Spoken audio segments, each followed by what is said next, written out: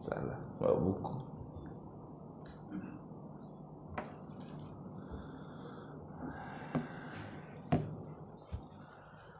Baik. Bismillahirrahmanirrahim. Assalamualaikum warahmatullahi wabarakatuh. Alhamdulillahi rabbil alamin. Wal aqibatu lil muttaqin fala udwana illa 'alal zalimin. Asyhadu an la ilaha illallah wahdahu la syarika lah. Wa asyhadu anna Muhammadan abduhu wa rasuluh. Salawatu Rabbi wa salamuhu alaihi wa ala alihi wa ashabihi wa man ihtada bihadihi wa istanna bisunnatihi ila yaumiddin wa sallama tasliman katsira, amma ba'du.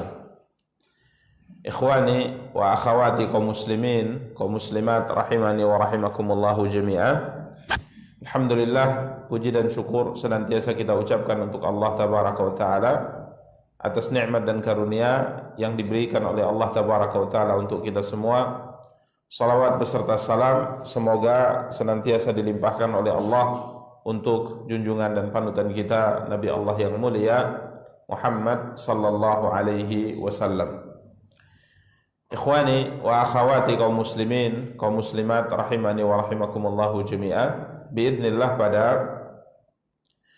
kesempatan yang berbahagia kali ini kita akan kembali mencoba untuk melanjutkan kajian dan pembahasan kita, mencoba untuk membaca salah satu di antara karya yang ditulis oleh Al-Imam Al-Hafidh Abul Fida Ismail bin Katsir rahimahullahu ta'ala. Karya beliau Tafsir Al-Quran Al-Azim, dan kita pilih dari tafsir beliau tentang Al-Quran surat Al-Kahfi yang alhamdulillah pada pertemuan yang lalu, pertemuan terakhir, kita sampai pada firman Allah tabaraka wa ta'ala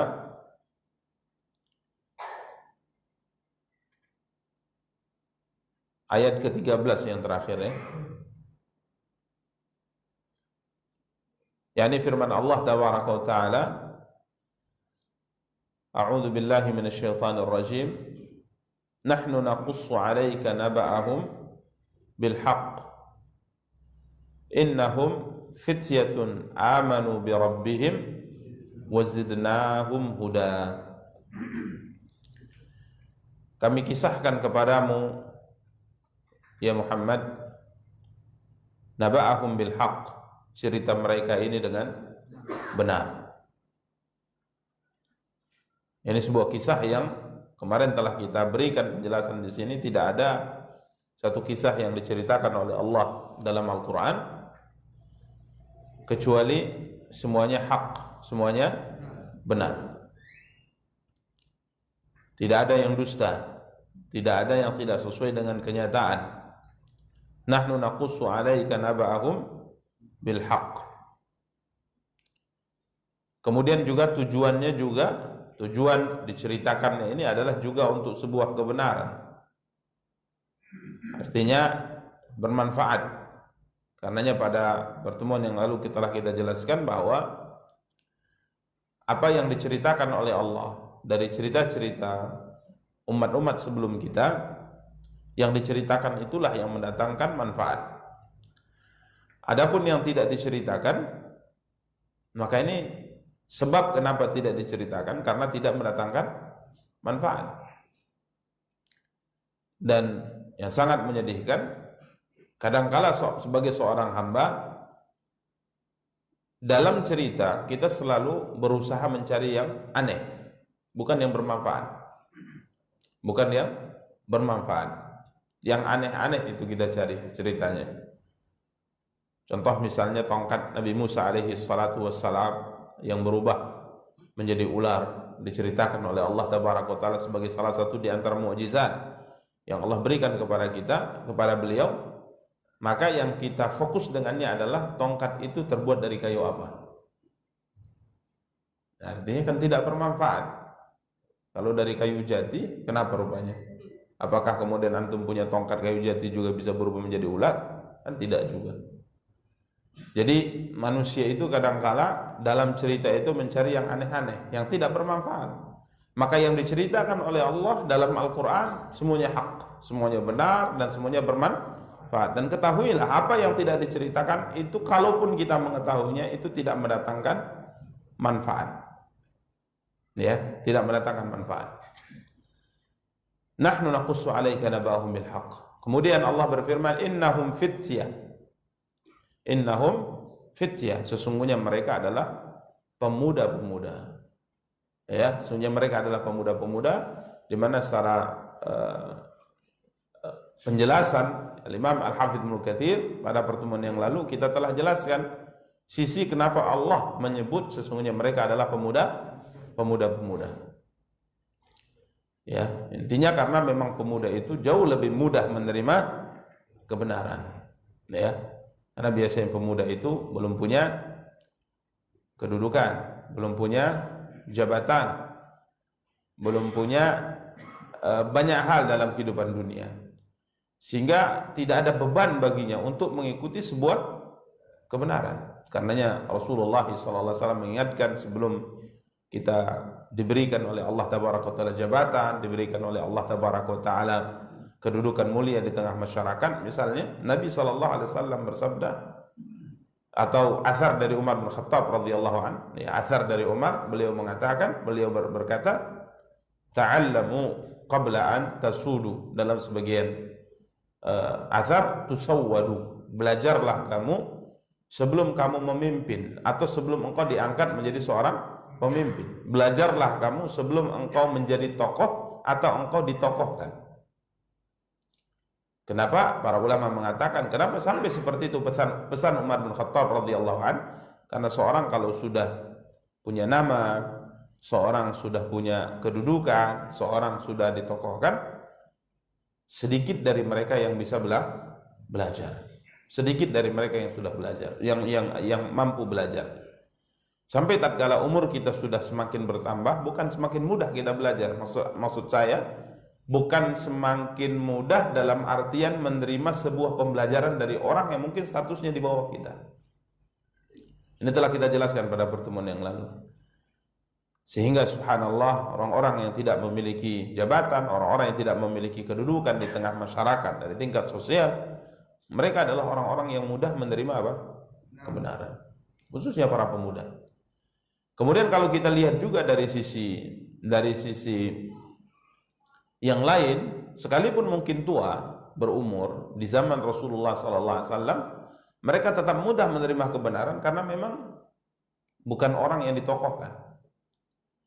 Karenanya Raja Herakl, Raja Romawi, tatkala mendapat surat dari Nabi kita yang mulia SAW, kemudian beliau bertanya kepada Abu Sufyan tentang siapakah pengikut lelaki yang mengaku menjadi nabi di negeri kalian ini. Pengikutnya siapa? Apakah du'afa'uhum, orang-orang lemah di kalangan mereka, atau orang-orang mulia di kalangan kalian yang mengikutinya? Jadi raja ini bertanya setelah beliau menerima surat, di mana dalam surat tersebut Rasulullah SAW mengajak beliau masuk ke dalam Islam. Maka beliau mengecek, karena beliau adalah seorang Nasrani. Bahkan disebutkan dalam catatan sejarah, beliau bukan sekedar orang yang beragama Nasrani, ini Raja Romawi ini, akan tapi seorang raja beragama Nasrani dan paham Injil. Jadi ahli ilmu di kalangan Nasrani. Dia paham, dia membaca kitab-kitab Injil, dan dia tahu bahwa beliau tahu bahwa akan muncul seorang nabi akhir zaman. Maka tatkala surat itu sampai ke tangan beliau, di yang hari-hari sebelumnya beliau sudah melihat tanda-tanda akan munculnya nabi akhir zaman itu sudah bermunculan, beliau lihat. Maka setelah beliau dapat surat, beliau panggil Abu Sufyan bin Harb. Tatkala beliau waktu itu belum masuk Islam radhiyallahu anhu, ditanya tentang beberapa hal, dan itu diceritakan dalam beberapa riwayat hadis seperti Al-Imam Al-Bukhari rahimahullah di awal-awal kitab pembahasan beliau. Nabi mengirim surat kepada beliau dari Muhammad Rasulullah kepada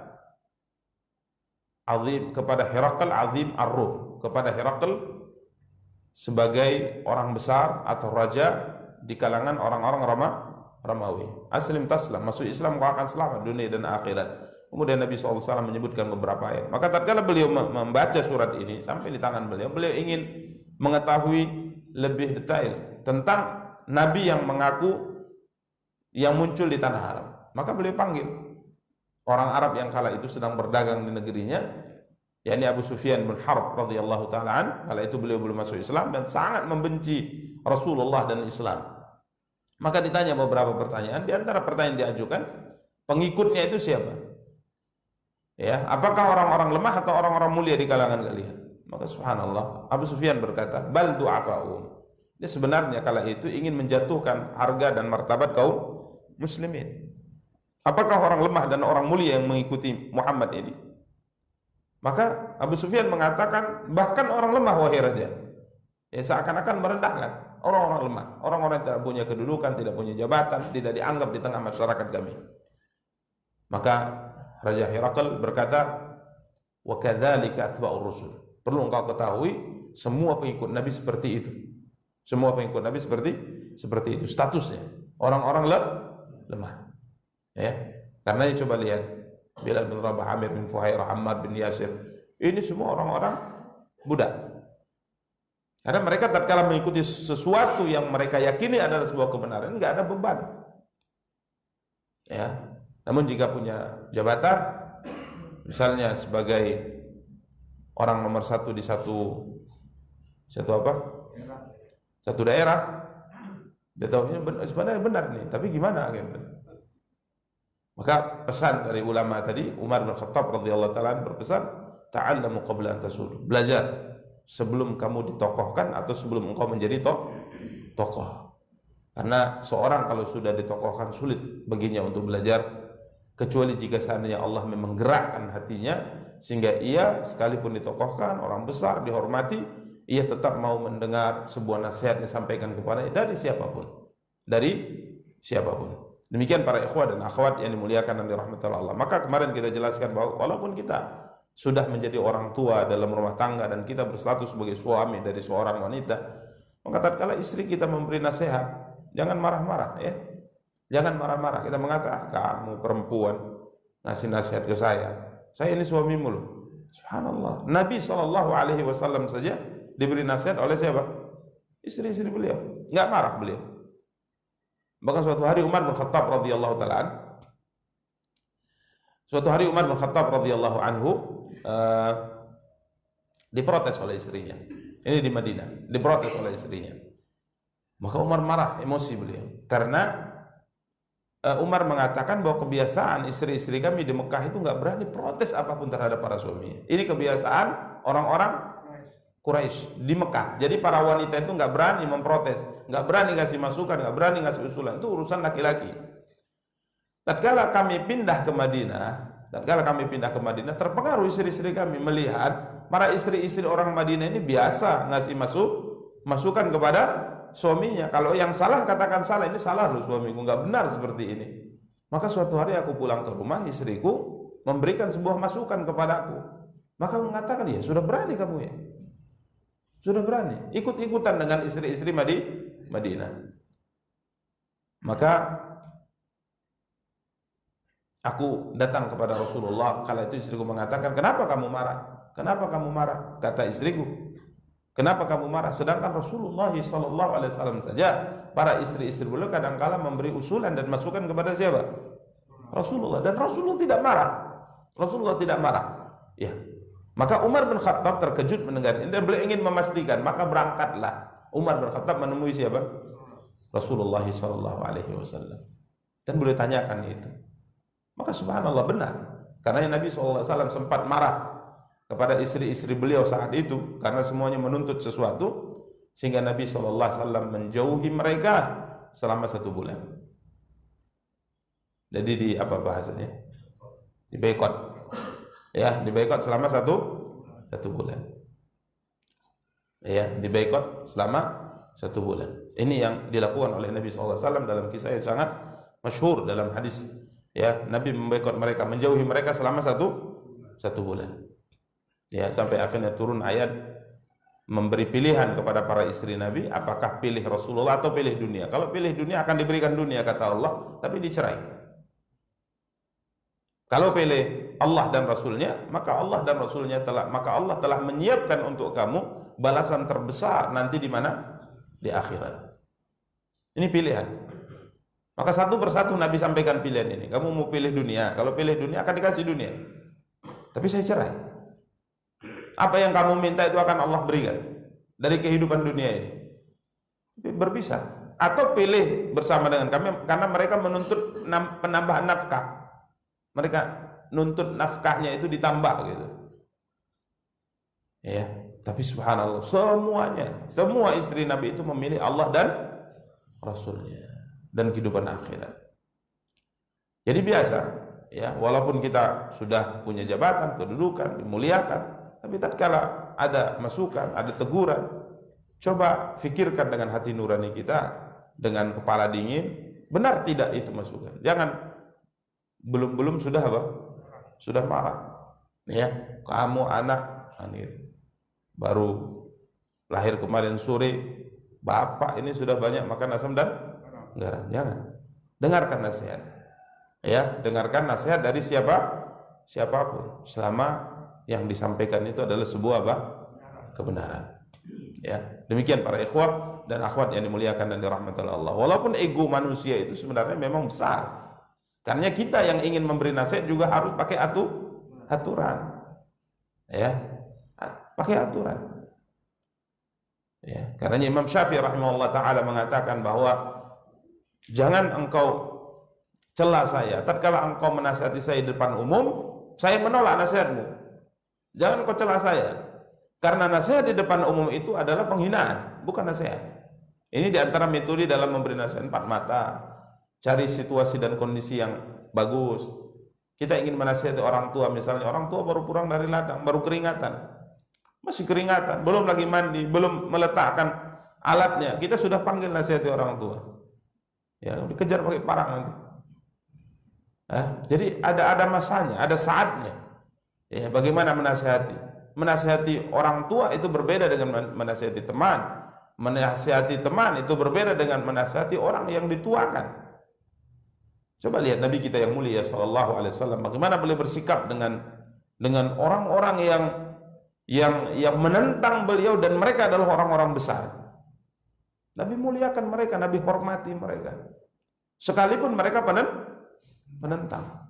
Di kalangan bangsa Arab, kalau memanggil seseorang dengan kunyah itu adalah kehormatan.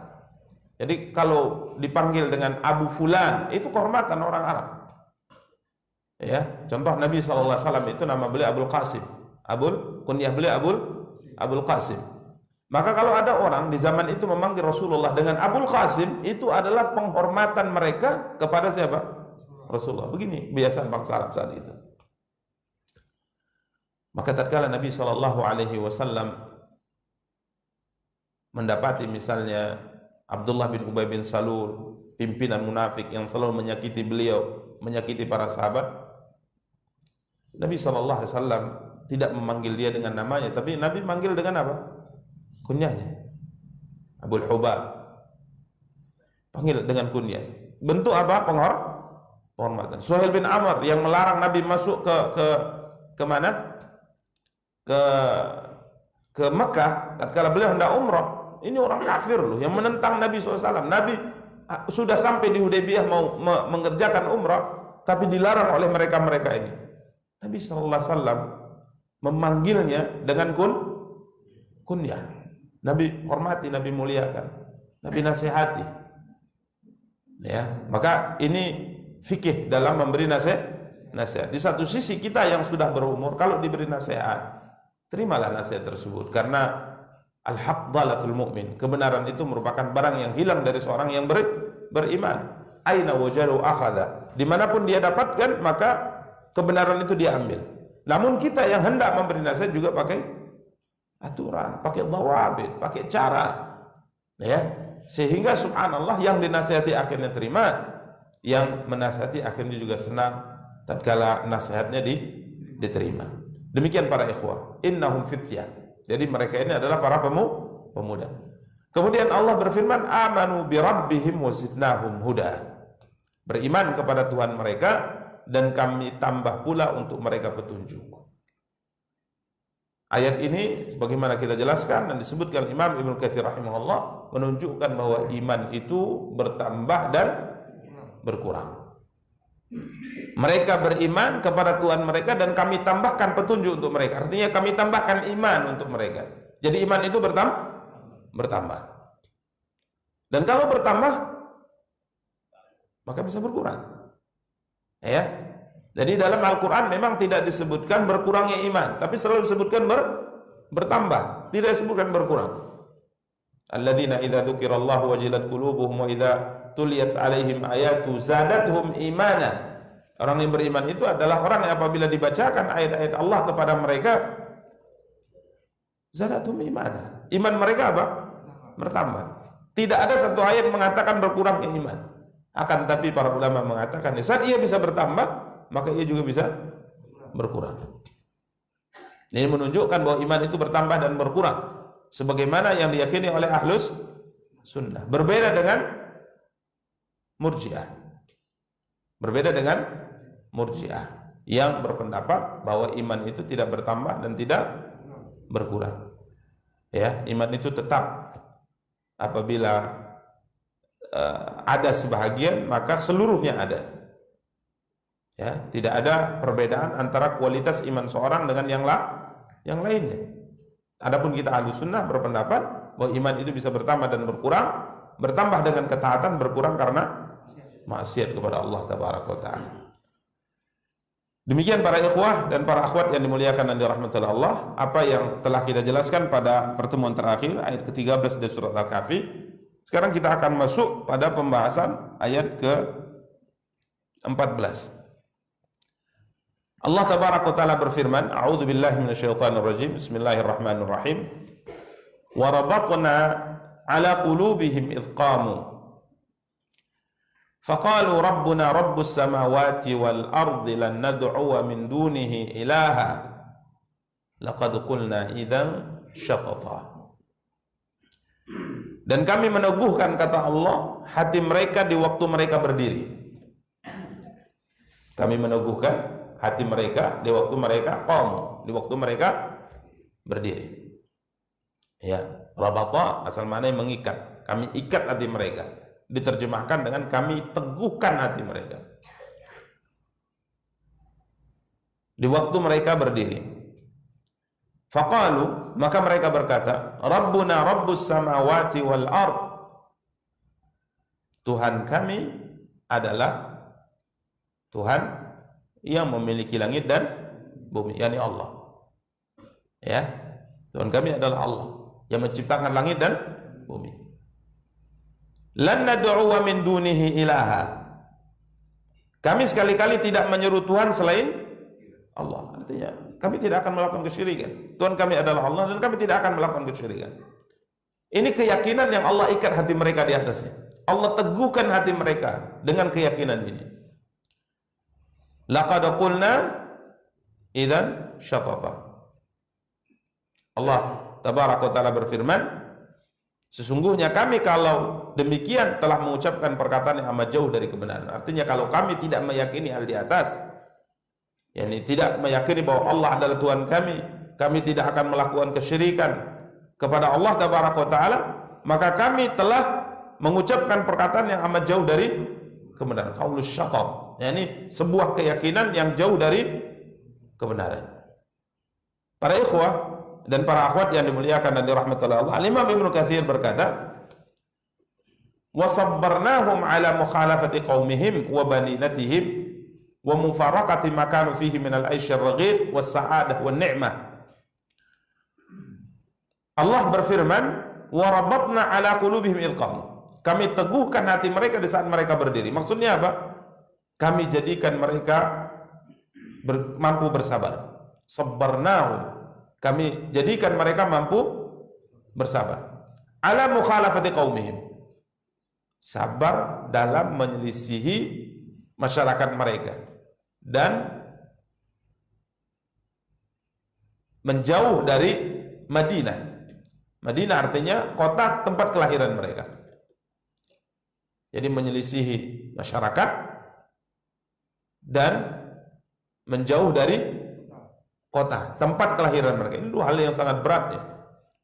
Dua hal yang sangat berat. Menyelisihi apa yang biasa dilakukan oleh mayoritas manusia. Ini berat. Karena Nabi SAW tatkala pertama kali menyampaikan dakwah, ini merupakan beban yang sangat berat yang ada di pundak beliau alaihi salatu wassalam. Karena dengan agama itu beliau menyelisih semua manusia, bukan hanya masyarakat beliau di Mekah, tapi manusia seluruh dunia. Ya, manusia seluruh dunia. Kemudian berpindah dari kampung halaman, ini juga berat. Ya.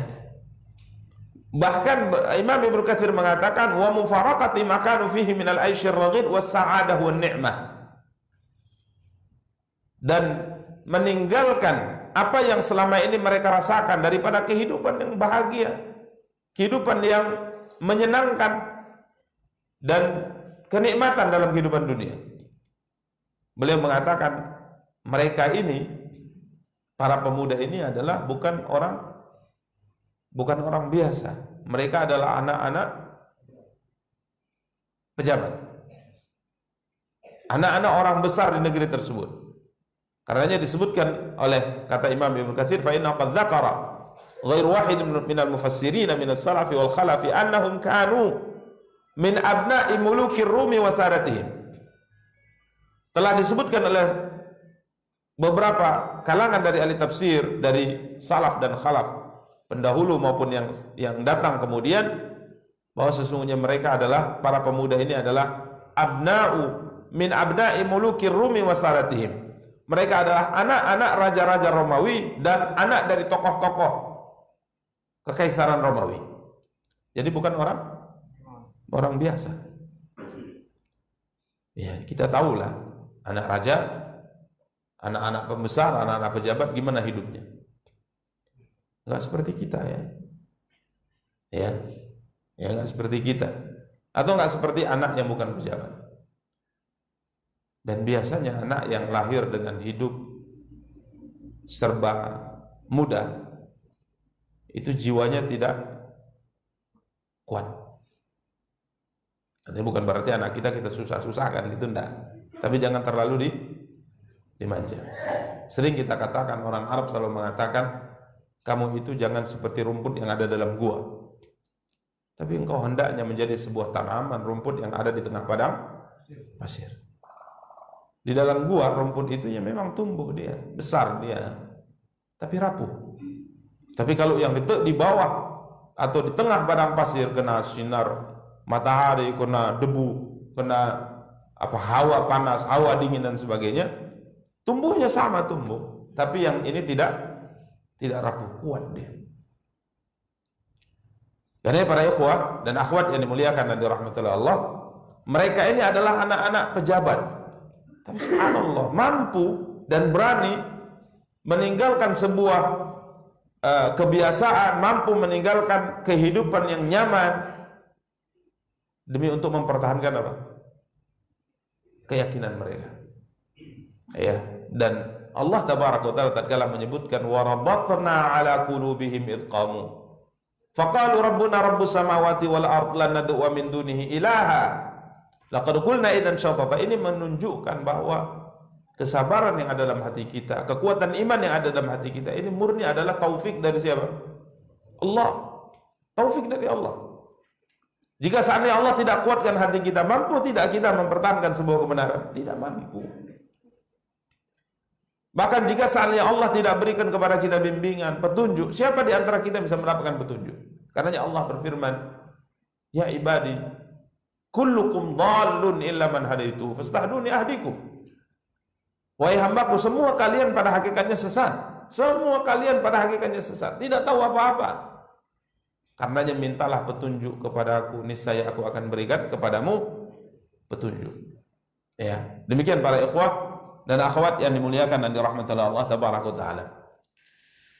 Kemudian Al-Imam Ibnu Katsir mengatakan, pada sebuah acara Id, hari raya kerajaan, hari raya kerajaan. Wa kana lahum mustama'un fi sanah yastami'una fihi fi dhahiril balad. Di mana kebiasaan mereka saat itu adalah keluar untuk melakukan sebuah ritual menyembah berhala, hari besar gitu, menyembah berhala. Maka masyarakat semuanya keluar, termasuklah raja dan para pejabat-pejabatnya, dan termasuk keluarganya juga berangkat. Maka pemuda-pemuda ini juga ikut. Kemudian Imam Ibnu Katsir mengatakan di saat mereka berada dalam satu lokasi dalam acara ritual menyembah berhala mereka, maka para pemuda ini merasa dan meyakini bahwa dilakukan oleh masyarakat adalah sebuah perbuatan yang tidak benar. Maka satu keluar meninggalkan acara tersebut, dua keluar, tiga keluar. Akhirnya apa istilahnya? Keluar dari kerumunan, mengasingkan diri lah gitu ya, apa bahasanya? Ya, meninggalkan acara. Mereka keluar, kemudian duduk di suatu tempat, satu keluar, dua keluar, tiga keluar. Dan perlu diketahui, Al-Imam Ibnu Katsir mengatakan mereka ini tidak saling tahu bahwa di dada mereka ada keimanan dan tauhid. Jadi kenal-kenal, karena si fulan ini anak pejabat itu, si fulan anak pejabat ini. Tapi tatkala mereka keluar dari perkumpulan itu, mereka tidak tahu bahwa kiranya yang menyebabkan semua mereka keluar adalah karena menentang sebuah keyakinan yang diyakini oleh masyarakat mereka dari syirik kepada Allah. Sehingga satu keluar duduk di satu tempat tertentu, kemudian yang kedua keluar duduk di situ juga. Tapi cuma diam saja gitu. Setelah semuanya jumlah mereka sebagaimana nanti akan disebutkan 7 orang. 7 orang sudah duduk di situ, ya menung-menung saja gitu loh, cerita lain. Terakhir, yang satu memberanikan diri untuk menanyakan, teman-teman, saya yakin, kata yang satu, tidaklah menggerakkan kita keluar dari perkumpulan masyarakat kita, orang-orang tua kita di situ, kecuali karena ada sebab. Coba satu persatu di antara kita menyebutkan sebab kenapa dia menjauh dari acara itu. Maka yang satu mengatakan, saya meyakini yang dilakukan oleh masyarakat saya adalah sebuah kesyirikan. Ini adalah sebuah perbuatan yang tidak dibolehkan dalam syariat, karena selama ini mereka sembunyikan itu keyakinan. Maka yang kedua mengatakan, ya saya juga seperti itu. Yang ketiga mengatakan, saya juga seperti itu. Akhirnya mereka saling mengetahui bahwa ketujuh mereka ini adalah orang-orang yang berpegang dengan tauhid dan menentang kesyirikan. Al-Imam Ibnu Katsir rahimahullah taala tatkala menyebutkan tentang ini, beliau menukilkan sebuah riwayat dari Aisyah radhiyallahu anha. Beliau berkata, Rasulullah sallallahu alaihi wasallam bersabda, al-arwahu junudun mujannadatun, fama ta'arafa minha talafa wa ma tanakara minha ikhtalaf. Ruh-ruh manusia itu bagaikan junudun mujannadah. Jiwa-jiwa manusia itu bagaikan tentara yang berbaris di medan tempur. Fama ta'arafa minha talafa, yang saling kenal, yang satu-satuan, maka dia akan bersatu dengan satu-satuannya. Tapi tatkala berbeda, maka dia juga akan berpisah.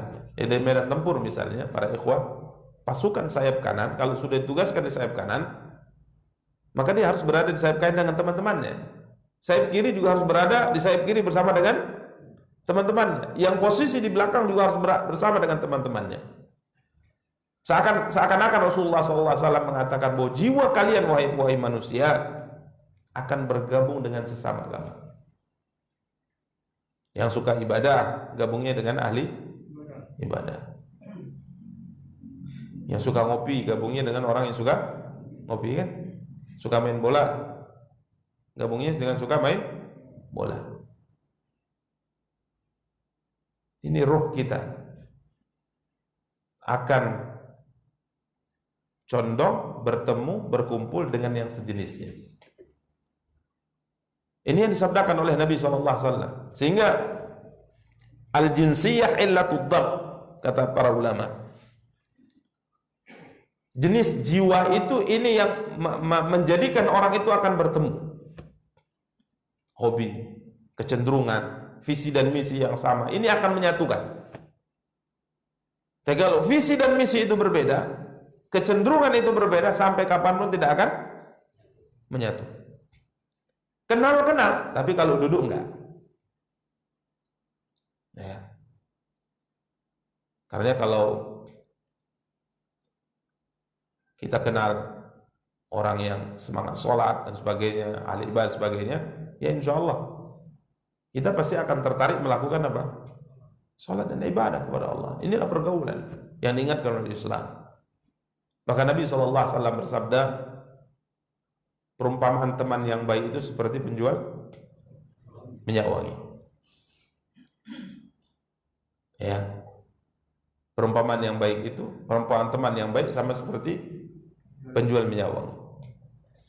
Jika seandainya temanmu penjual minyak wangi itu tidak memberikan padamu minyak wangi secara gratis, atau mungkin kau membeli darinya sehingga engkau juga menjadi orang yang wangi, atau minimal engkau mencium darinya harum, minimal. Namun perumpamaan teman yang buruk itu sama seperti pandai besi, ya, dimana jika seandainya percikan dari besi yang kau duduk di dekatnya itu tidak membakar pakaianmu, minimal engkau mencium bau yang tidak sedap, bakaran besi. Makanya syariat sangat-sangat memerintahkan kita untuk bergabung dengan orang-orang baik, berteman dengan orang-orang baik. Maksud saya berteman ini bukan tidak mengenal yang lain, kenal kita, dalam bermasyarakat kita kenal semuanya. Tapi yang kita maksudkan di sini adalah pertemanan. Orang yang selalu bersama dengan kita itu siapa? Orang yang baik pasti akan berteman dengan yang baik. Yang buruk pasti juga akan bergabung dengan yang buruk. Ya, maka subhanallah, Allah satukan mereka karena kecenderungan hati mereka. Sehingga 1 sampai yang ke-7 itu tidak tahu apa sebab temannya itu menjauh dari sebuah acara besar. Kiranya setelah ditanya, yang satu mengatakan tauhidnya, tidak mau melakukan kesyirikan kepada Allah Taala, sehingga subhanallah akhirnya mereka saling mengenal, dalam artian saling tahu bahwa temannya itu adalah satu keyakinan dengannya, dan semua mereka adalah orang-orang bertauhid dan anak dari orang-orang besar. Demikian para ikhwah dan akhwat yang dimuliakan dan dirahmati oleh Allah Taala. Kemudian Allah Taala berfirman, "Idz qamu faqalu rabbuna rabbus samawati wal ard lan nad'u min dunihi ilaha laqad qulna idzan syatata." Maka mulai mereka ini mempelajari keyakinan mereka bersama dengan teman-temannya, pemuda-pemuda ini. Ya, mulai belajar, mulai mendalami keilmuan yang mereka pahami, sampai lambat laun Al-Imam Ibnu Katsir mengatakan apa yang mereka lakukan ini didengar oleh masyarakatnya, didengar oleh orang-orang tua mereka, didengar oleh raja mereka, sehingga akhirnya mereka pun dipanggil. Ya, kemudian ditanya kepada mereka tentang keyakinan yang selama ini mereka yakini. Inilah yang disebutkan oleh Allah, warabatna ala qulubihim idz qamu. Dan kami, kata Allah Taala, meneguhkan hati mereka di waktu mereka berdiri. Berdiri di sini apa maksudnya? Ya, bukan berdiri bangun dari tidur mereka, tidak, bukan ini maksudnya. Sehingga para ulama mengatakan yang dimaksud dengan idz qamu, Allah teguhkan hati mereka di saat mereka berdiri. Sebagian ulama mengatakan yakni di saat mereka berhadapan dengan raja mereka, di saat mereka berhadapan dengan orang-orang tua mereka, dan ditanya keyakinan apa yang mereka yakini ini, apa yang selama ini kalian yakini, maka Allah teguhkan hati mereka di atas tauhid. Dan ini sulit, sebagaimana kita sebutkan tadi. Orang berterus terang menyampaikan keyakinannya di tengah masyarakat yang menentang keyakinannya, ini berat. Apalagi orang kita, basa-basinya terlalu banyak, basa-basi. Ya, basa-basi terlalu banyak. Ya, bahasa lembutnya basa-basi. Tapi yang paling tepat sebenarnya kemunafikannya terlalu banyak. Ya, karena munafik itu sebenarnya menampakkan sesuatu tapi menyembunyikan yang itu kan asal-asal makna munafik. Walaupun kita tidak bahas munafik secara istilah, ini munafik secara bahasa. Karena munafik itu adalah diambil dari seekor binatang, tikus padang pasir atau apa namanya. Dia kalau membuat lubang di padang pasir itu, dia buat dua lubangnya, lubang masuk dan lubang keluar. Jadi kalau dicari dari lubang ini, dia keluar di lubang yang sana. Nah, ini binatang ini cerdik dia, ya, nafiqah. Jadi dia kalau buat lubang dua. Jadi kalau dikejar masuk lubang, sibuk ditunggu di sini aja lubangnya, ini pasti keluar. Rupanya dia punya lubang yang lain. Ya, lubang yang lain itu dia sembunyikan gitu. Nggak tahu di mana, dicari-cari, rupanya jauh, dia bisa lari, menyelamatkan diri. Makanya kalau kalimat basa-basi itu mungkin maklum, atau kalimat yang apa namanya, lembut ya, halus, tapi asal maknanya munafik dalam bahasa adalah menampakkan sesuatu, menyembunyikan sesuatu yang lain. Sehingga para sahabat Rasulullah sallallahu alaihi wasallam merasa kalau seandainya ada perbedaan antara yang mereka lakukan dengan dibalik itu mereka anggap diri mereka sudah apa? Munafik. Kalau kita kan biasa saja, ya, bermuka dua bahasa di pasaran. Di depan orang A, di belakang B. Ini sifat yang para sahabat menganggap tidak bagus. Ya, tidak bagus. Karenanya di saat contoh misalnya sikap dengan orang mulia, misalnya orang terhormat, taruh saja misalnya presiden atau wali kota atau gubernur. Mungkin kita kalau duduk sama teman-teman di kafe misalnya, lagi minum kopi, kita cerita tentang kebijakan presiden, apa yang kira-kira kita bahas? Betul ini. Ini salah, ini betul, harus ini. Tiba-tiba masuk Pak Jokowi. Pak, ini. Betul nggak?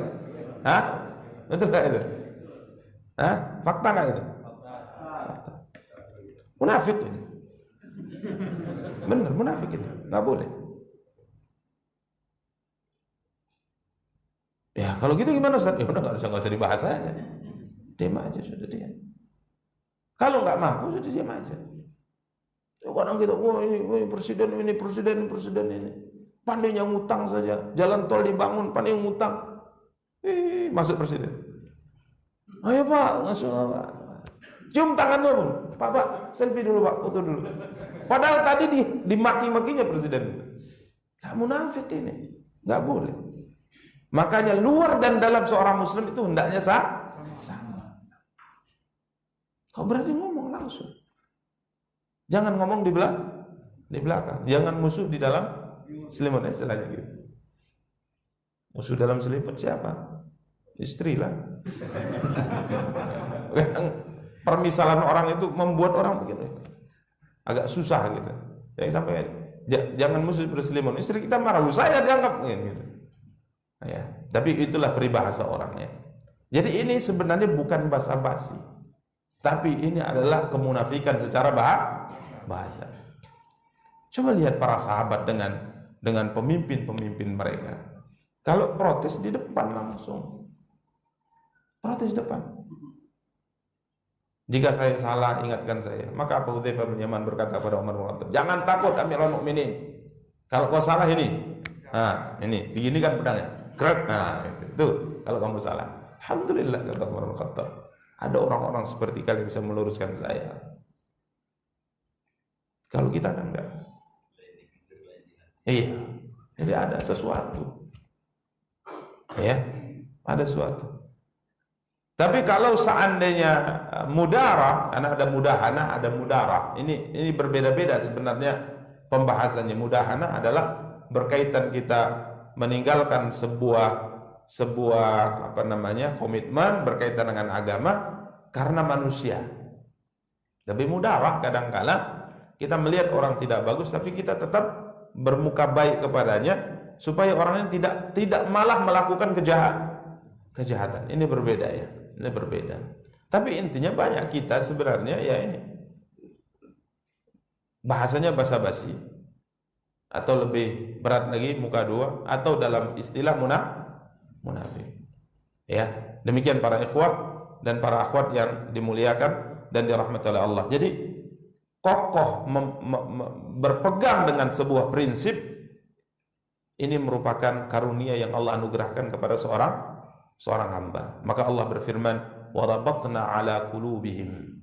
Kami teguhkan hati mereka di saat mereka berdiri, di saat mereka berhadapan dengan raja mereka, berhadapan dengan orang-orang tua mereka, para pejabat di negeri mereka mampu menyampaikan sebuah kebenaran yang mereka yakini. Demikian para ikhwah dan para akhwat yang dimuliakan dan dirahmati oleh Allah. Kemudian apa yang mereka yakini? Jelas ya. Rabbuna rabbus samawati wal ardi lan nad'u min dunihi ilaha. Tuhan kami adalah Tuhan yang menciptakan langit dan bumi. Dan kami tidak akan menyeru Tuhan selain Dia. Kalau kita perhatikan ini sama dengan apa itu? La ilaha illallah. An-nafyu wal itsbat. Ada dua rukun la ilaha illallah, menafikan dan menetapkan. La ilaha, tidak ada sesembahan yang berhak disembah. Ini apa? Nafi, penafian, penolakan. Illallah, kecuali Allah, ini itsbat, menetapkan. Jadi kita menolak semua sesembahan dan kita menetapkan sesembahan yang berhak disembah hanya Allah. Kalau kita perhatikan ini sama. Mereka mengatakan Rabbuna rabbus samawati wal ardh. Tuhan kami adalah Tuhan yang menciptakan langit dan bumi. Ini apa? Nafi atau itsbat ini? Itsbat. Ini itsbat. Kami punya Tuhan hanya Allah yang menciptakan langit dan bumi. Kemudian nafi, lan nad'u min dunihi ilah. Kami tidak akan menyembah atau menyeru Tuhan selain Dia. Jadi sebenarnya la ilaha illallah. Karena para ikhwah selalu dijelaskan oleh para ulama bahwa akidah, keyakinan semua para nabi sama, nggak ada bedanya. Dari Nabi Adam sampai Nabi Muhammad sallallahu alaihi wasallam. Ini cerita pemuda ini kan sebelum Islam, tapi sama. Rabbuna rabbus samawati wal ardi lan nad'u min dunihi ilaha. Jadi akidah, keyakinan itu sama. Yang berbeda apa? Syariat. Yang berbeda syariat. Syariat para nabi itu berbeda-beda. Tapi kalau keyakinan sama. Ya. Kalau keyakinan sama. Maka Nabi SAW mengatakan, nahnu ma'asyarul anbiya ikhwatun li'allat. Kami para nabi itu saudara seayah. Ayah kami satu, ibu-ibu kami berbeda-beda. Maksudnya apa? Syariat agama yang kami bawa ini keyakinannya satu, syariatnya berbeda-beda. Maksudnya itu bukan mereka saudara sekandung, seayah lain, ibu bukan. Akan tapi syariat yang kami bawa dari zaman Adam sampai beliau alaihi salatu wassalam, akidahnya sama, imannya sama, keyakinannya sama, tauhidnya sama, tapi yang berbeda syariat. Coba cek semua cerita para nabi dan Al-Quran, 25 nabi dan Rasul itu. Seruan mereka kepada umat itu sama. Beribadah kepada Allah, jangan lakukan kesyirikan. La ilaha illallah. Maka tadi kita ceritakan Nabi sallallahu alaihi wasallam tatkala mengirim surat kepada Kaisar Romawi, beliau menukil sebuah ayat dalam Al-Quran, ya ahlal kitab ta'alau ila kalimatin sawa'in bainana wa bainakum alla na'budu illallah. Beliau sertakan dalam surat beliau ayat yang mulia ini, wahai ahlul kitab, ayo bersama dengan kami, kemarilah bersama dengan kami, ya, ila kalimatin, kepada sebuah keyakinan, sawa'in bainana wa bainakum, di mana keyakinan ini sama antara kami dengan kamu, nggak ada bedanya. Apa itu? Alla na'budu illallah wa la yattakhidha ba'duna ba'dan arbaban min dunillah. Kita tidak menyembah kecuali Allah. Ini sama antara semua para nabi. Maka di sini adalah la ilaha illallah. Karena yang tatkala kemarin kita sedikit bahas tentang la ilaha illallah, dia adalah kunci surga. Bukan kunci kita pengikut Muhammad saja, kunci semua manusia dari Adam sampai hari kiamat. La ilaha illallah itu. Ini tauhid. Jadi kalau umat Nabi Musa ingin masuk surga, dia mesti punya apa? Kuncinya apa itu? La ilaha illallah, sama kunci. Makanya Nabi Musa alaihi salatu wassalam tatkala beliau meminta kepada Allah, ya Allah ajarkan kepadaku sebuah kalimat yang bisa aku gunakan untuk berdoa dan mengingatmu ya Allah. Apa kata Allah? Qul la ilaha illallah.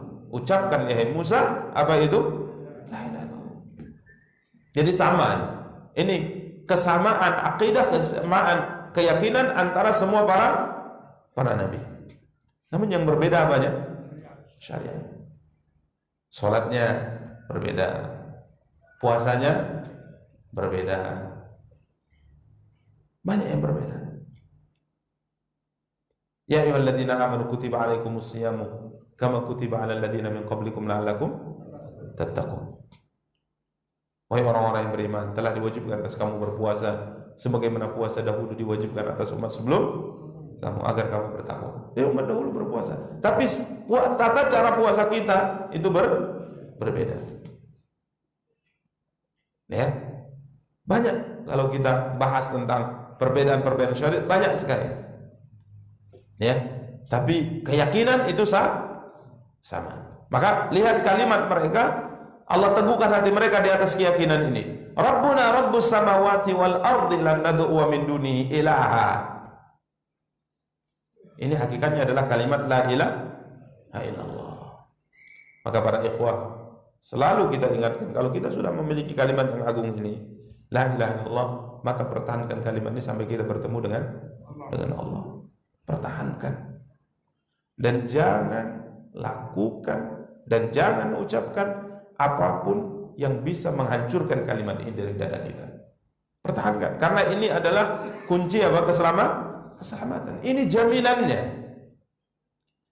Makanya Bilal bin Rabah, Yasir, Sumayyah, Ammar bin Yasir, sahabat-sahabat yang disiksa itu, apapun yang dilakukan kepada mereka, mereka tetap tidak mau melepas la ilaha illallah dari hati mereka. Apapun yang terjadi. Bilal dipaksa, disiksa, dan mengatakan ahad, ahad, ahad. Ini mengisyarat pada kalimat ini. Yang Maha Esa, maksudnya siapa? Allah. Maka Bilal kala itu mengatakan, jika aku tahu kalimat yang lebih membuat mereka marah selain kalimat ahad, maka aku akan mengucapkan untuk mereka. Ya, siksa, ada yang dibunuh. Ya, Khabbab bin Arat diletakkan lempengan-lempengan besi yang memerah di pundaknya agar dia mau keluar dari kalimat yang dia pegang ini, dia tetap tidak mau. Dia tetap mengucapkan la ilaha illallah. Ya, maka ini sebuah nikmat yang Allah anugerahkan, dan ini yang sering diingatkan oleh khatib, nikmat terbesar adalah Islam dan iman. Namun apakah memang seperti itu dalam dada kita atau sekedar ucapan saja? Nikmat terbesar adalah Islam dan iman. Karena ini adalah kunci keselamatan kita dunia dan akhirat.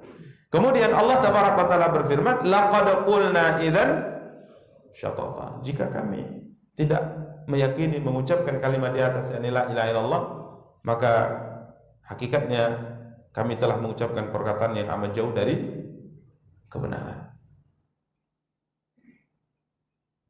Ya, keyakinan itu hanya dua. Kalau tidak batil, hak. Kalau tidak benar, salah. Hanya ada dua. Nggak ada yang abu-abu. Famadza ba'dal haqqi illa dhalal. Apalagi setelah kebenaran kalau bukan kesesatan. Jadi keyakinan itu hanya ada dua kemungkinan, benar, salah. Dan kita berjuang untuk berpegang dengan yang benar. Berjuang, belajar terus benar. Ya.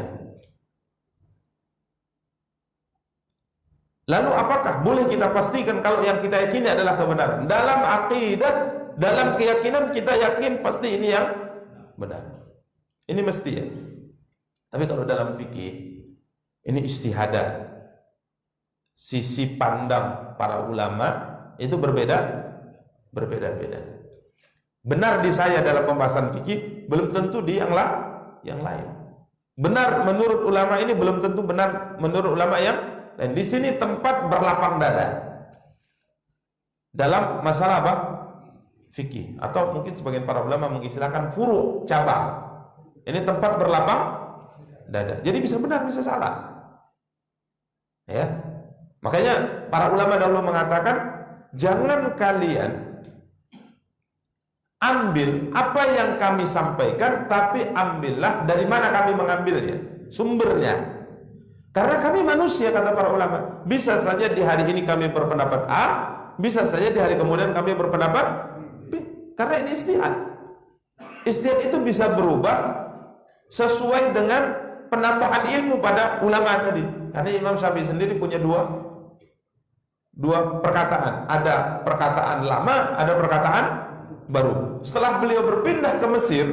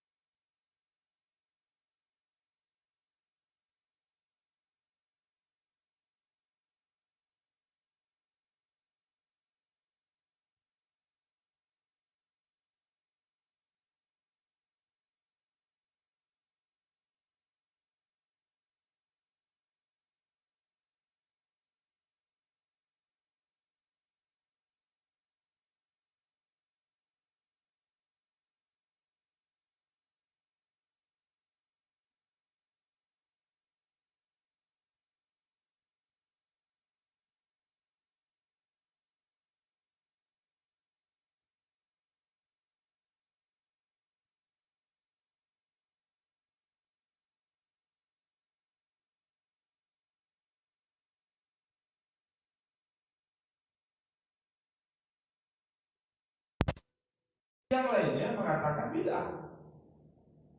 Nah, istilah. Kenapa Imam Syafi'i mengatakan ini mustahab? Dalil. Berpijak kepada hadis Anas bin Malik radhiyallahu taala, diriwayatkan Imam Ahmad dalam Musnad, Rasulullah SAW melaksanakan wudu sampai beliau meninggal. Ini dipegang oleh siapa? Imam Syafi'i. Maka beliau mengatakan mustahab. Jadi kalau Anda salat subuh, kunut, kata Imam Syafi'i. Ulama yang lain seperti Imam Ahmad mengatakan, dan ini muridnya Imam Syafi'i. Imam Ahmad ini muridnya Imam Syafi'i rahimahullah. Beliau mengatakan dalil Anas bin Malik itu lemah, tak bisa dipakai. Dikuatkan dengan beberapa asar dari para sahabat yang mengatakan tidak ada itu. Imam Ahmad mengatakan tidak ada kunut subuh. Kenapa bisa berbeda? Ijtihad. Ini ranah lapang dada. Kalau Anda mengikuti Syafi'i dalam kunut, silakan. Anda mengikuti imam yang lain dalam qunut silakan, tapi jangan bertengkar. Sebagaimana tidak bertengkarnya Imam Ahmad dan Abu Bakar rahimahullah. Arus bawah ini kadang lebih menghanyutkan. Yang di atas himbau. Makanya ilmu itu terus belajar, mendewasakan kita dalam bermuamalah, dalam bersikap.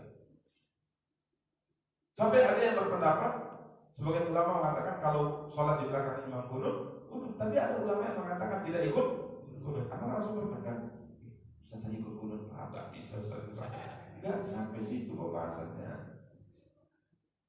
Ya, nggak sampai situ pembahasannya. Nanti kalau dibahas, nggak bisa saya terima gitu.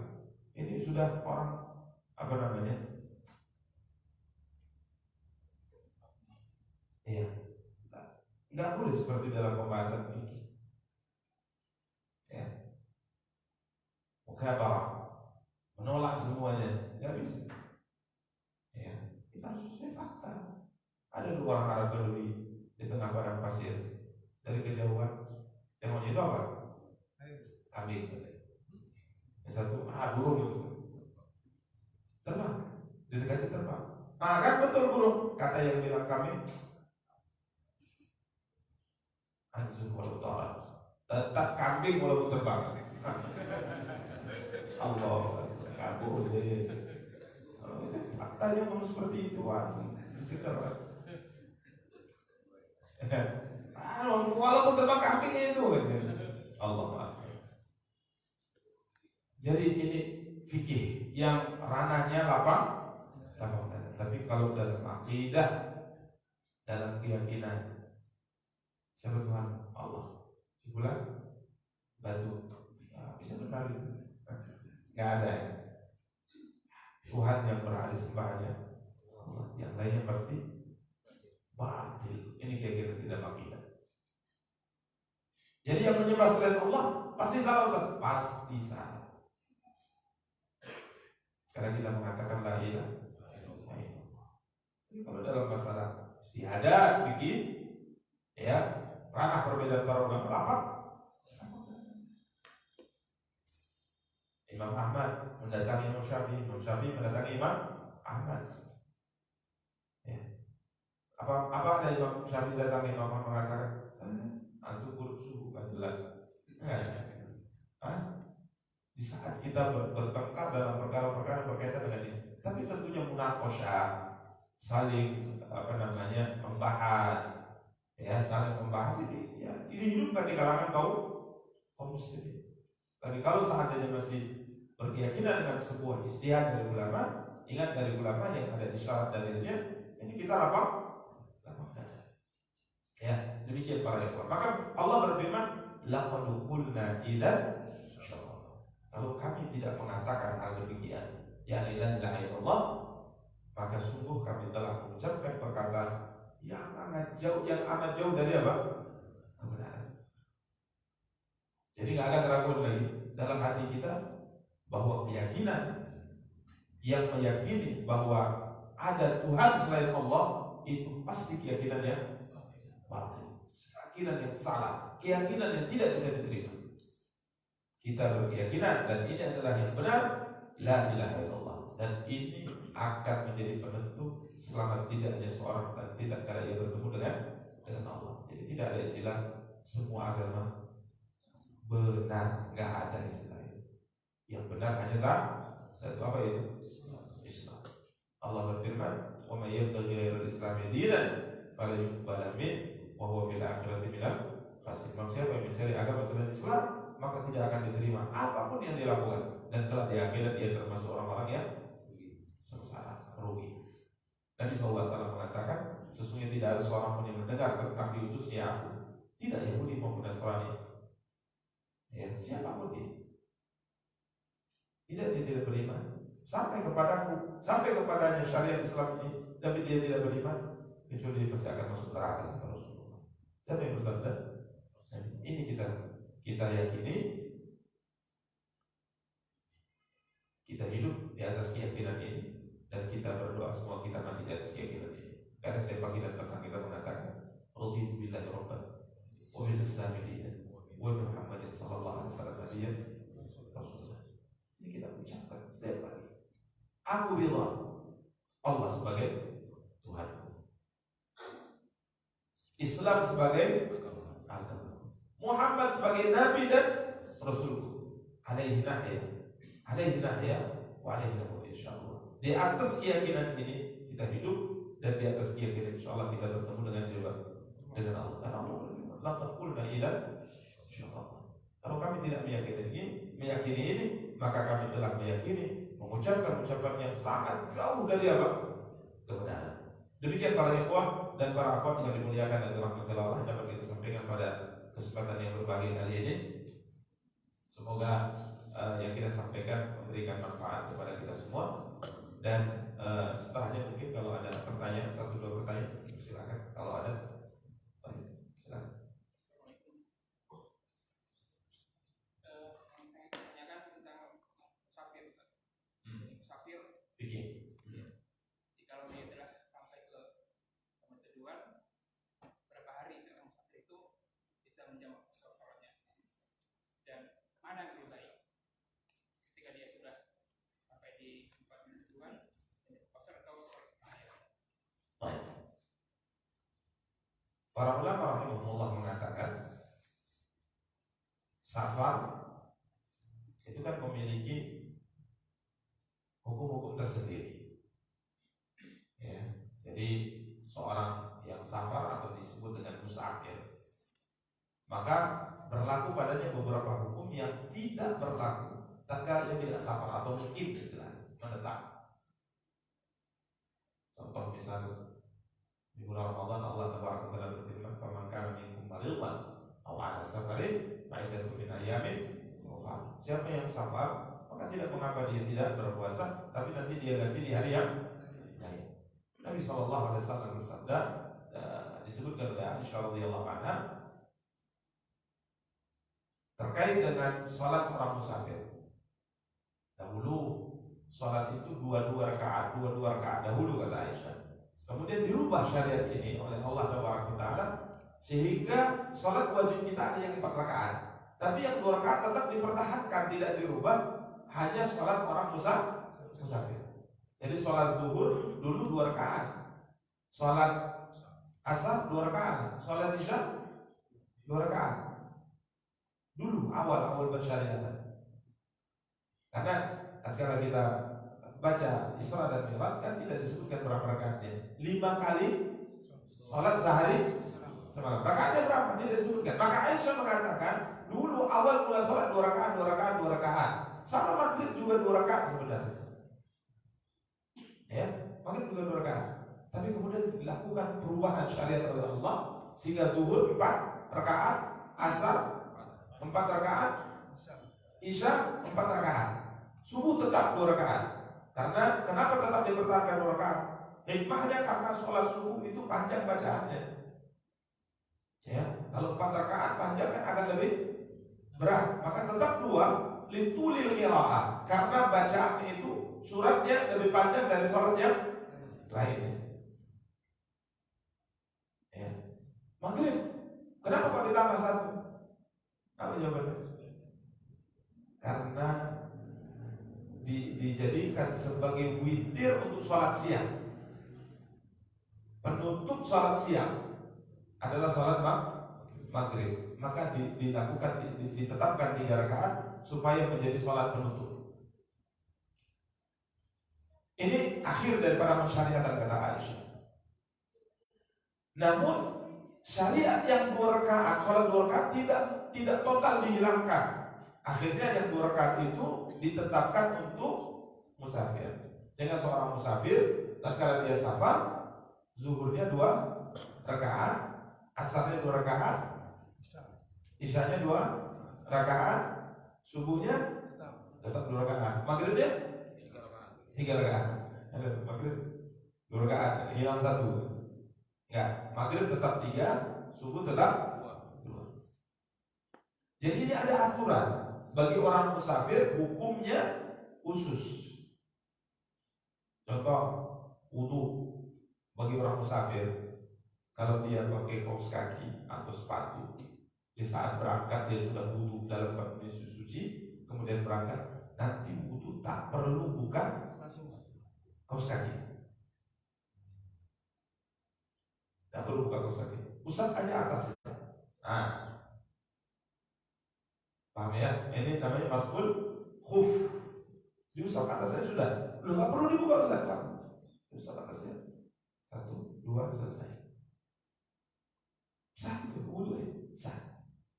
Yang mengingkari ini Syiah. Karenanya para ulama mengatakan kami Ahlus Sunnah meyakini mengusap khuf. Ini dijadikan sebagai keyakinan khusus bagi Ahlus Sunnah. Kenapa? Karena sebagian kelompok mengingkari ini. Padahal ini sebenarnya furu, ini cabang. Tapi latar mereka mengingkari ini karena ini hadis Rasulullah, akhirnya ini dijadikan sebagai tanda kalau dia ingkari maka dia keluar dari Ahlus Sunnah. Ini bagi musafir 3 hari 3 malam waktunya. Kecuali kalau junub nggak bisa diusap, harus dibuka nanti. Tapi kalau untuk mudah ya syariat Islam itu mudah, usap sudah selesai. Nggak perlu susah-susah buka, usap selesai. Ini hukum bagi musafir berbeda. Sekarang masalahnya, tentunya pertama jarak. Kapan seorang dikatakan musafir? Ya, kapan seorang dikatakan musafir? Yang berlaku banyak hukum-hukum ini. Khilaf ulama sangat banyak. Sampai Allah Ta'ala sehingga ada 20 pendapat. Sampai ada pendapat yang mengatakan kalau Anda keluar dari kampung Anda, maka Anda dianggap musafir. Boleh buka puasa dari Binti ke Medan. Mana batas? Megawati. Boleh buka. Ini ada pendapat. Enak lagi. Pergi ke Kampung Lalang lewat Megawati, udah 2 rakaat selesai. Enak. Tapi ingat, orang yang beragama mencari yang enak-enak, mencari yang ringan-ringan dari pendapat para ulama, lama-lama dia orang yang tak bersyariat. Jadi agama itu bukan surnya. Ini enak, ini pakai, ini pakai. Nah, agama itu adalah kita beribadah kepada siapa? Kepada Allah. Karena Allah Ta'ala yang paling mudah diterapkan saat ini. Seorang itu dikatakan musafir dilihat dari jarak tempuh. Jadi kalau jaraknya sudah 80-an kilometer, maka dihukumi musafir dan hukum bagi dia berlaku. Berjalan padanya hukum musafir. Misalnya kita ingin menuju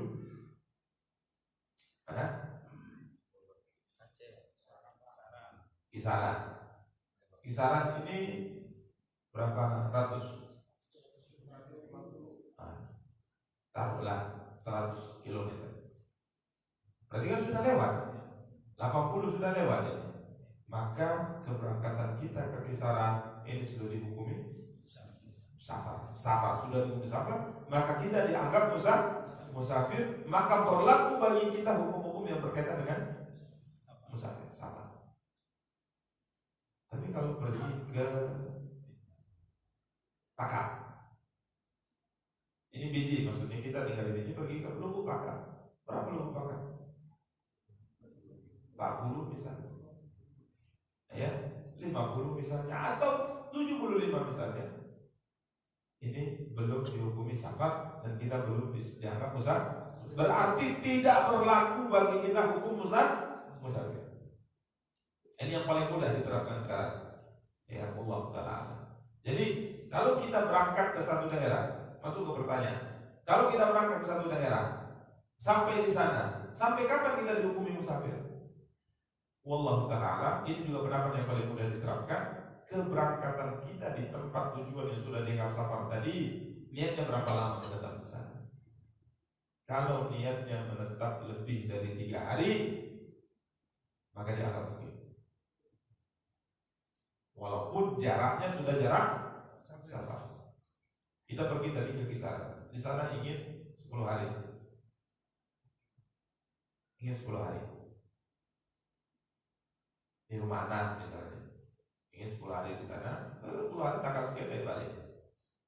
Maka keberangkatan pertama sampai di tempat tujuan kita sudah dianggap mukim. Safarnya itu di perjalanan saja. Sampai di sana langsung dianggap mukim. Kenapa? Karena berniat lebih dari 3 hari. Tapi kalau 1 hari, 2 hari di sana kemudian pulang, maka 1 hari sampai 3 hari dianggap musafir. Dan kalau tidak jelas Ustaz, kapan pulangnya nggak jelas. Nah, proyek misalnya bisa 10 hari selesai, 20 hari selesai, bisa 5 bulan selesai, 2 tahun selesai.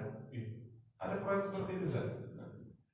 Contoh jihad, dulu jihad, ya bisa menaklukkan sebuah negeri, bisa 1 bulan, 2 bulan, 3 bulan, setahun pun bisa. Maka ini kalau tidak jelas tetapnya kita di situ, maka kita dihukumi musafir walaupun 2 tahun di situ. Tapi kalau sudah 3 hari tetap, pasti lebih dari 3 hari. Bahkan kadang kalau di zaman kita sekarang, keberangkatan dan kepulangan itu sudah booking tiket. Jelas 10 hari saya balik. Dan tetap di situ saja gitu. Ya, maka ini dihukumi apa mukim.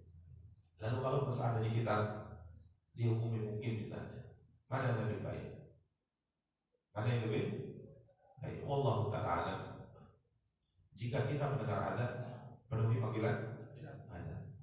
Penuhi panggilan azan. Hayya 'alas shalah, hayya 'alal.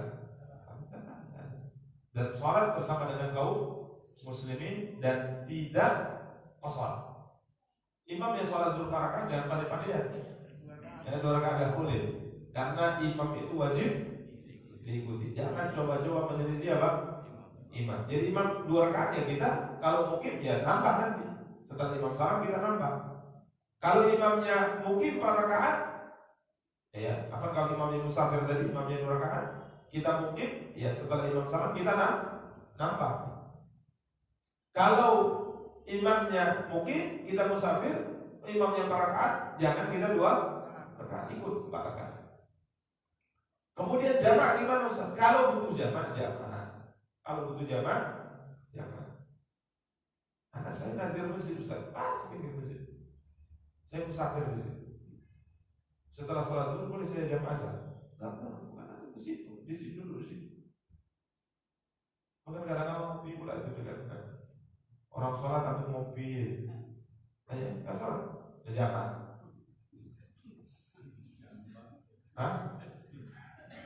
Kan kurang bagus. Maka Nabi Shallallahu Alaihi Wasallam pada sholat, kemudian Nabi dengar orang di belakang cerita gitu. Selesai sholat Nabi bertanya, siapa tadi yang cerita?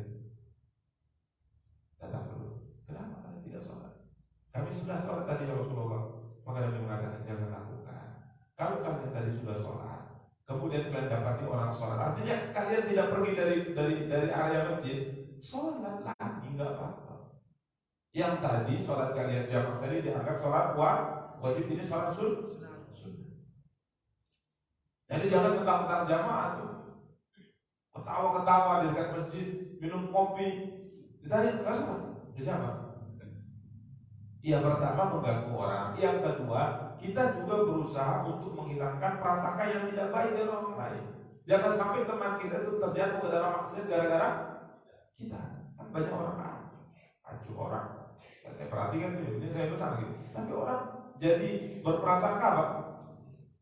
Fitnah. Ya, jadi ini mesti diperhatikan. Jadi kalau jamaah maka lihat kondisi. Kita mungkin pun sebenarnya kalau jamaah boleh, tapi qasar enggak boleh. Kalau dibutuh, termasuk di antara sunnah yang bilang turun hujan di sholat maghrib, Rasulullah menjamaah. Ini hampir sunnah, enggak ada lagi yang mempraktekannya kecuali mungkin 1.000.000 yang mempraktekan. Misal ini sholat maghrib ini di Masjid Jami Al-Fatih, hujan deras ini, hujan deras. Kemudian selesai sholat maghrib, ayo kau pakai Allahu Akbar. Apa ini?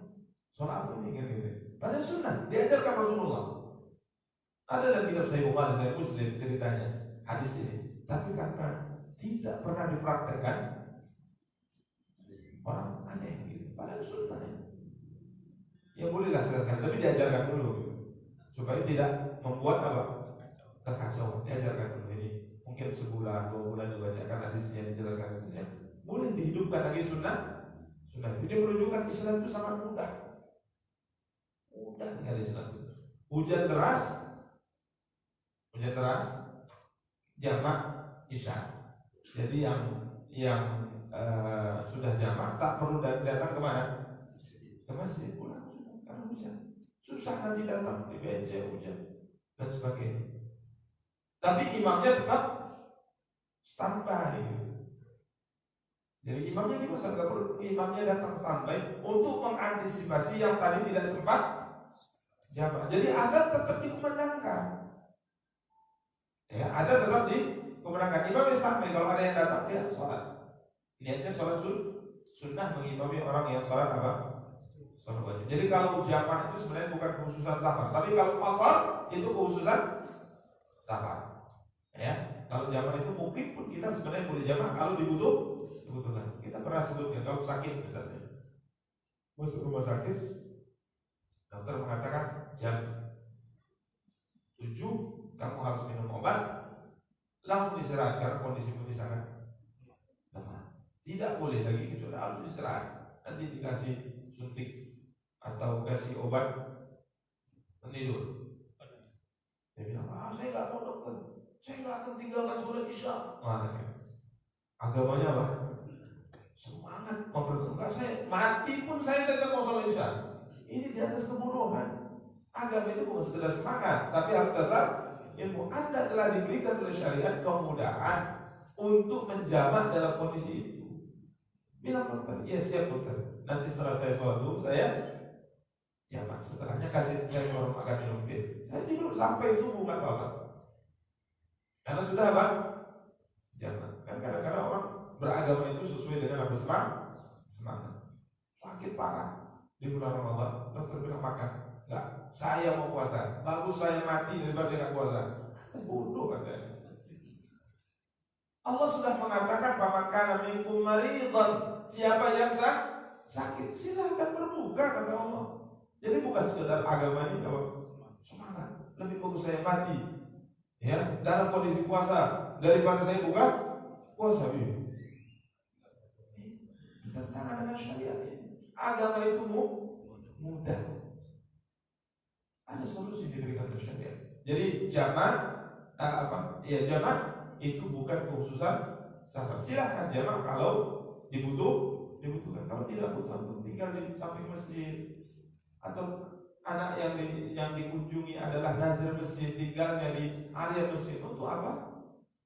Jamak. Untuk apa jamak? Salat tepat pada waktunya. Wallahu ta'ala a'lam. Yang ini dulu Pak. Silakan. Satu lagi. Ya, betul. Jangan susah-susah ya. Jadi pertanyaannya nggak lama, jawabannya nggak lama. Silakan.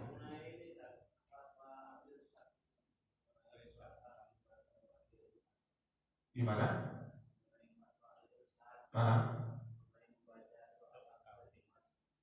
Ya.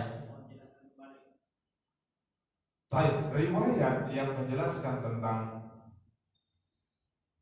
membaca surat Al-Kahfi di hari Jumat, baik di siang hari maupun di malam hari.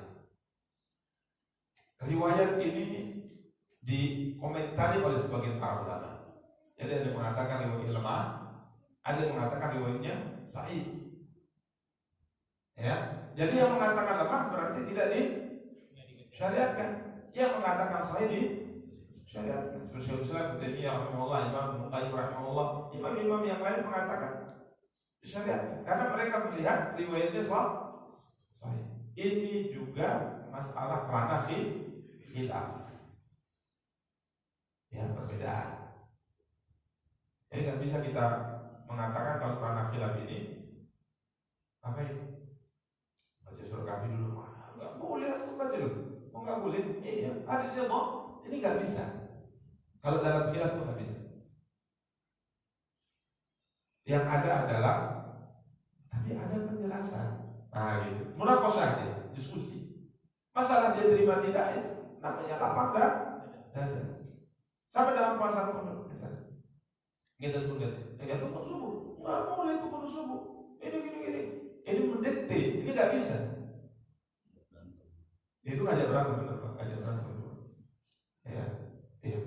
Ini masjid pula kan, untungnya masjid nih. Kalau di pasar nggak bisa dia seperti itu dalam makna khilaf. Yang ada adalah munaqasyah, diskusi. Ini ada riwayat yang mengatakan demikian, dan ini sebenarnya ranahnya bukan orang awam. Kalau kita diskusi tentang riwayat sahih atau tidakkah riwayat yang memerintahkan membaca surah Al-Kahfi di malam maupun siang hari di hari Jumat, kita diskusi misalnya. Jangan antum, saya juga sanggup. Jangan antum, saya juga sanggup gitu.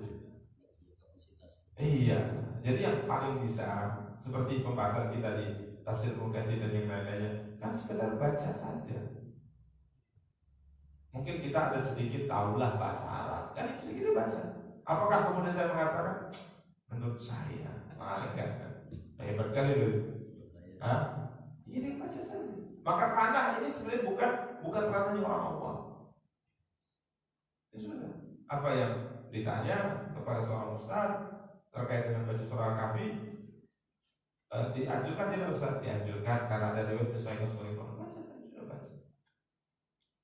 Kalau kemarin di daurah yang kita alhamdulillah hadirin, Profesor Dr. Ibrahim Ruhaili hafizahullah, dan kalau beliau ditanya tentang pendapat antum tentang baca surah Al-Kahfi, karena ini membuat kisru di kalangan netizen.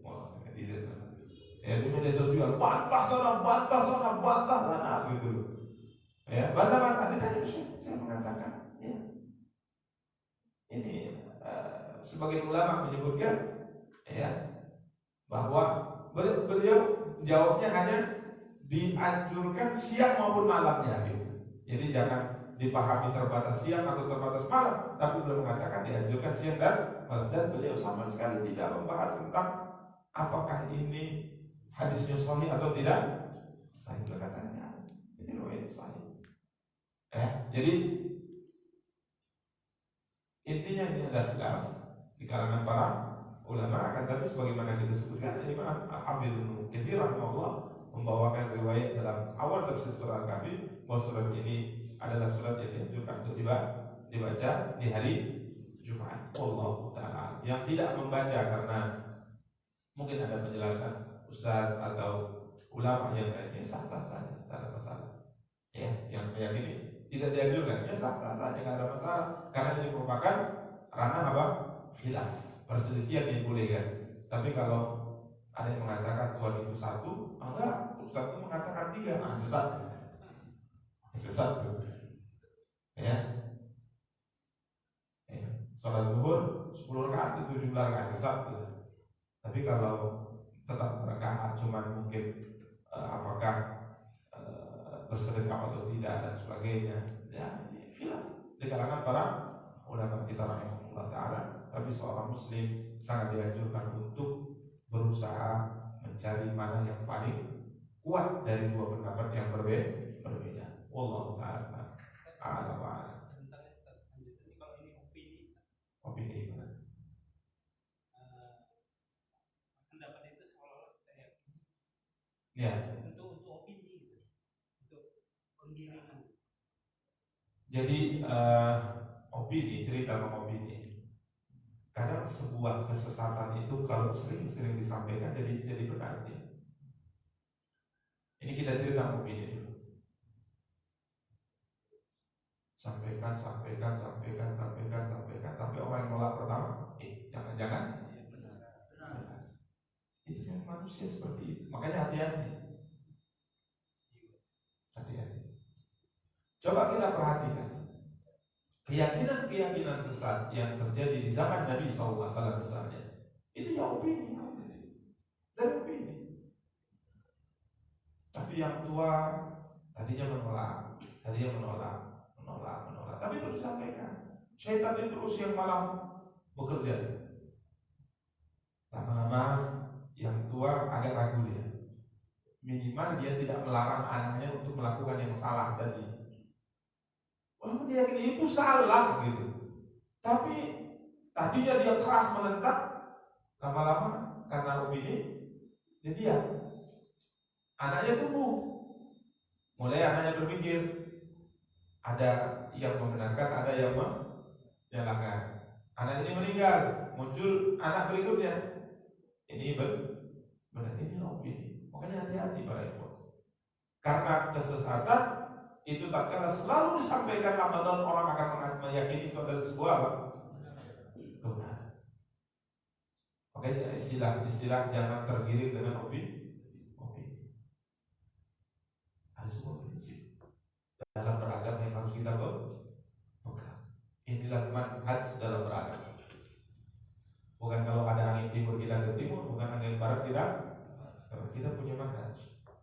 Agama kita tidak dibangun di atas opini.